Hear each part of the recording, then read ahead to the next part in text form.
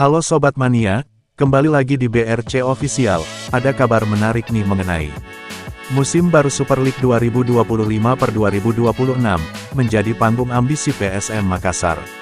Klub kebanggaan masyarakat Sulsel ini, memastikan akan mendaftarkan 9 pemain asing. Angka itu bertambah dari kabar awal, yang hanya menyebut 8 pemain. Dan jika dirupiahkan, total nilai pasar mereka mencapai 46,44 miliar, berdasarkan data Transfermarkt. Bagi pelatih Bernardo Tavares, ini bukan sekadar soal jumlah, tetapi strategi besar, untuk merombak wajah permainan PSM. Musim ini, tidak satu pun pemain asing yang didatangkan, berkarakter bertahan murni. Semua punya naluri menyerang, entah itu dari lini depan, tengah, atau bahkan winger yang piawai membantu serangan. Babak baru dimulai. Sayangnya, revolusi penyerangan itu, belum bisa diperlihatkan di laga perdana, kontra Persijap Jepara, Jumat pekan lalu. Kala itu, PSM hanya mampu bermain imbang 1-1, di Stadion Gelora B.J. Habibie.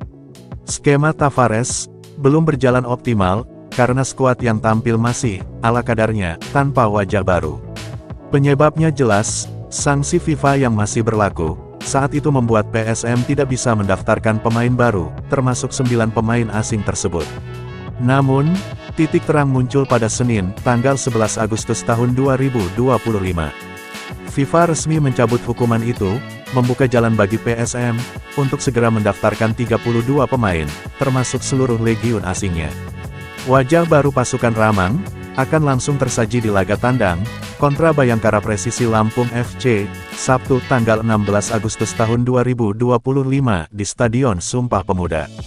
9 pemain asing bernilai miliaran. Di daftar paling atas, Kapten tim Yuran Fernandes, memimpin dengan nilai pasar 6,95 miliar.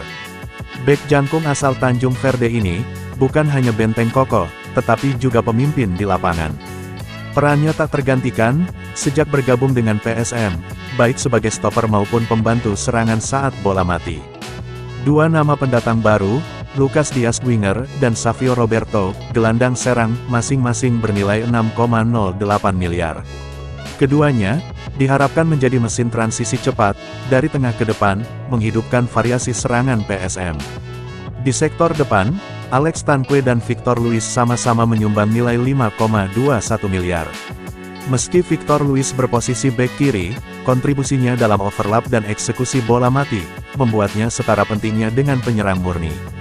Gelandang kreatif asal Jepang, Daisuke Sakai, dan bek tengah asal Brasil, Aloisio Neto, masing-masing bernilai 4,35 miliar. Keduanya, punya visi permainan yang bisa membuka ruang, serangan lawan. Lalu ada Jacques Temopele, penyerang asal Kongo, bernilai 4,3 miliar. Ia dikenal memiliki kemampuan duel udara, dan finishing yang mematikan. Terakhir, Abu Razak Kamara, dari Guinea, bernilai 3,91 miliar, yang kabarnya segera bergabung. Dengan 9 pemain asing bernilai total 46,44 miliar, dan kembalinya sang kapten, PSM Makassar jelas mengirim sinyal serius, ke seluruh kontestan Super League. Tavares akan memadukan agresivitas serangan, dengan kekuatan bertahan yang dipimpin Yuran.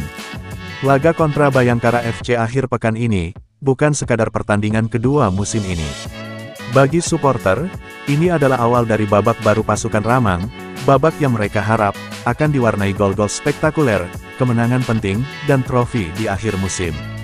Jika semua pemain asing bisa beradaptasi cepat, dan Yuran kembali ke performa puncaknya, revolusi penyerangan yang diimpikan Tavares, bisa menjadi kenyataan. Dan Makassar, sekali lagi, bisa berteriak lantang, di panggung tertinggi sepak bola nasional. Nah itu dia sobat untuk update kabar hari ini.